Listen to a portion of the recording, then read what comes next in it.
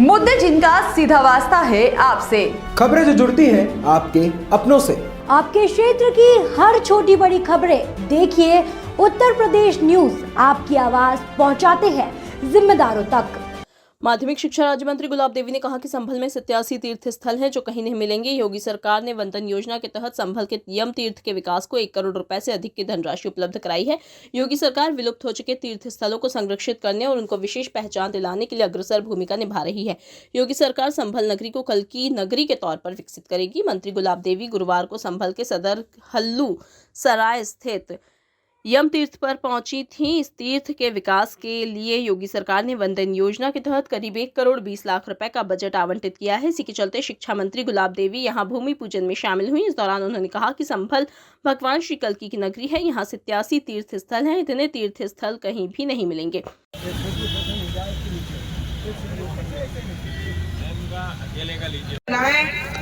जिससे ये संभल जो भगवान का अवतार की नगरी है कि यहाँ भगवान अवतार लेंगे, वो विशेष खूबसूरत होना चाहिए और वैसी ही पहल हो रही है। जिस प्रकार से हमारा अयोध्या धाम बन गया, उसी प्रकार से ये कलिक धाम भी बन जाएगा, क्योंकि प्रारंभ इसका ऐसा किया जा रहा है। तो आज के इस मौके पर मैं इस अवसर पर यही कहूंगी कि ईश्वर सबकी रक्षा करें और जिस उद्देश्य को लेकर जिलाधिकारी महोदय और हमारे अन्य अधिकारी चले हैं, उनका उद्देश्य ईश्वर पूरा करे। आप सभी जानते हैं कि भगवान के रास्ते में यदि आप 1 कदम चलेंगे तो वो 10 कदम आपके साथ चलेंगे। निश्चित रूप से उनका पूरा सहयोग मिलेगा।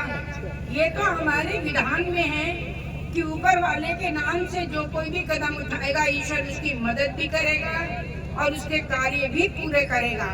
इन्हीं शब्दों के साथ मैं आज यहाँ पर उपस्थित इतने बड़े जन समूह को नमन करती हूँ और ईश्वर से कामना करती हूँ कि जब भी इस प्रकार के कोई भी कार्यक्रम हो, आम जनता का, आम लोगों का, सभी का इसमें सहयोग मिलना चाहिए, क्योंकि ये कार्य भगवान का है और हम सब लोग भगवान के हैं। बिना भगवान की इच्छा के ना हम यहाँ आ सकते हैं और ना कोई कार्य कर सकते हैं। इन्हीं शब्दों के साथ ईश्वर से कामना करते हुए, कलिक भगवान के चरणों में नमन करती हुई मैं यही प्रार्थना करूंगी कि ईश्वर सबकी रक्षा करे, संबंध में सुख और शांति रहे, व्यवस्था रहे और सब लोग ईश्वर का स्मरण करते हुए अपने समय के लिए प्राप्त हों। बहुत बहुत धन्यवाद। संभल पूजनीय और वंदनीय नगरी है। संभल में तमाम तीर्थ स्थल संरक्षित किए जाने के लिए योगी सरकार काम कर रही है। सरकार उन सभी तीर्थ स्थलों पर काम कर रही है जो विलुप्त होने की कगार पर पहुंच चुके थे। इन तीर्थ स्थलों को संरक्षित कर विशेष पहचान दिलाने के लिए कदम उठा रही है। संभल हिंसा के बाद अजदुद्दीन ओवैसी के बयान को लेकर उन्होंने कहा कि कानून से बढ़कर कोई नहीं हो सकता, चाहे वो किसी भी जाति का व्यक्ति हो।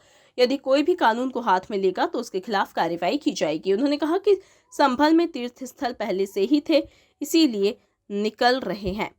अगर तीर्थ स्थल नहीं होते तो नहीं निकलते। जहां जो तीर्थ है वहां वो निकाले जा रहे हैं। लोग पूजा करेंगे, इसमें किसी जाति विशेष के लिए नुकसान नहीं है और ना ही वर्ग विशेष के लिए नुकसान है। यहाँ हमारे पुराने स्थान हैं, इसीलिए उनका विकास किया जा रहा है। शाही जमा मस्जिद और कल्की मंदिर समेत पूरा संभल शहर वक्फ संपत्ति, थाना तहसील सहित कई सरकारी दफ्तर भी। महाकुंभ में बड़े भाग्यशाली लोग ही भाग लेंगे, जिनको सभी तीर्थ बुलाएंगे और सब तीर्थों के राजा प्रयागराज बुलाएंगे, वही वहाँ पहुँचेगा। हम यही संदेश देना चाहते हैं कि सभी के लिए वहाँ जाना चाहिए और अपने मन को पवित्र करके जाना चाहिए, तब तन पवित्र होगा। जिसका मन पवित्र नहीं होता उसका तन पवित्र नहीं होता। संभल में 68 तीर्थ 19 कूप हैं। जिला प्रशासन से लेकर के उत्तर प्रदेश सरकार उसके जीर्णोद्धार के लिए काम कर रही है। क्या कहेंगे, महाकुंभ भी अब शुरू हो जाएगा? नहीं तो इसमें कहने की तो यही बात है कि हमारे जो इतने कुंभ है यहाँ पर और इतना तीर्थ है, उनका जीर्णोद्धार होना चाहिए। जो छत विक्षित स्थिति में पड़े हुए हैं, इस सरकार में भी जीर्णोद्धार नहीं होगा तो कब होगा? मैम लगातार जिसने एक लंबे समय से यहाँ पर जो तमाम संभल जो धार्मिक दृष्टि से बड़ा महत्वपूर्ण माना जाता है, 68 तीर्थ 19 कूप है, लेकिन अब उत्तर प्रदेश की योगी सरकार इन कुएं कूपे पर धार्मिक स्थलों को संरक्षित करने का काम कर रही है। इस कदम इसको लेकर आप क्या कहेंगे?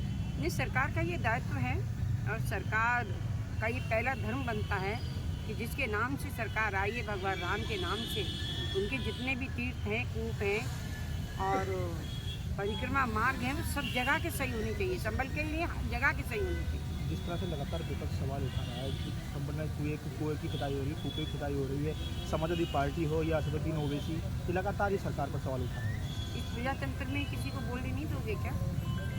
सबको बोलने का अधिकार है, सब अपनी अपनी बात कह रहे हैं। जिस तरह से सत्यव्रत पुलिस चौकी को लेकर लगातार विवाद छिड़ा हुआ है, उसको लेकर क्या करेंगे? आपकी जो मुस्कुराहट कह रही है वही हम कहेंगे। नहीं, सत्यव्रत पुलिस चौकी जनता की सुरक्षा के लिए बनाई जा रही है।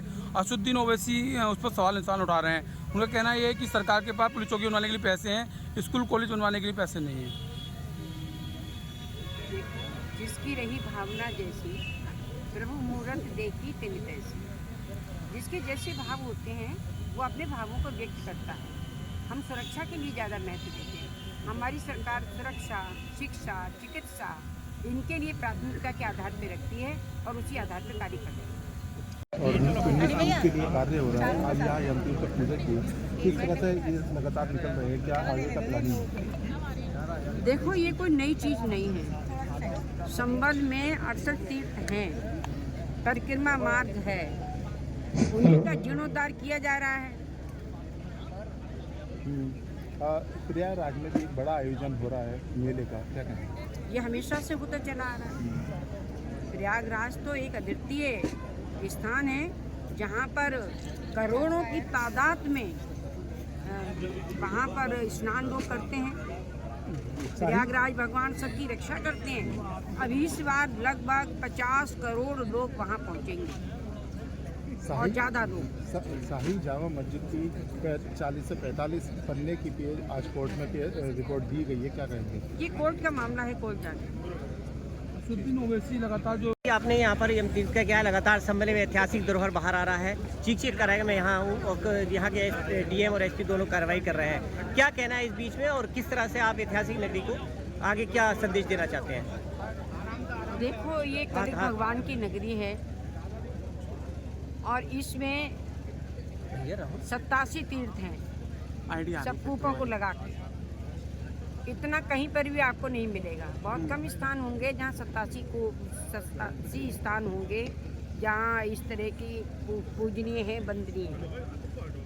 सरकार ने इसके उत्थान के लिए 1 करोड़ से ऊपर रुपया दिया है, जिससे कि जो हमारे अवशेष रह गए थे उनके लिए ऊपर लाया जाए और उनकी विशेष पहचान बनाई जाए, उसके लिए कार्य किया जाए। हमें भरोसा है अपनी सरकार पर कि इस संभल के लिए वो कलिक धाम के रूप में परिवर्तित करेगी, ऐसा हमें भरोसा है।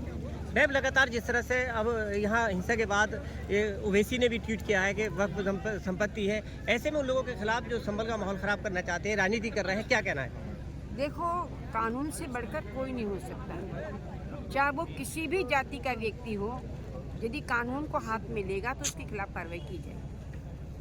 लगातार तीर्थ तो कूप निकल रहे हैं, लगातार यहाँ पर जैसा धरोहर बाहर आ रहा है, क्या संदेश देते हैं और क्या यहाँ से योगी तक पैगाम पहुँचाएंगे? ये कोई नई चीज़ नहीं है। यहाँ तीर्थ थे तो निकल रहे हैं, अब जब तीर्थ नहीं होंगे तो थोड़ी निकलेंगे। जहाँ जो तीर्थ है वो निकाला जा रहा है और वो पूजा के योग्य बनेगा, सब लोग उसकी पूजा करेंगे। इसमें किसी जाति विशेष के लिए कोई नुकसान थोड़ी है, ना वर्ग विशेष के लिए नुकसान है। ये हमारे पुराने स्थान हैं, इनके लिए विकास किया जा रहा है।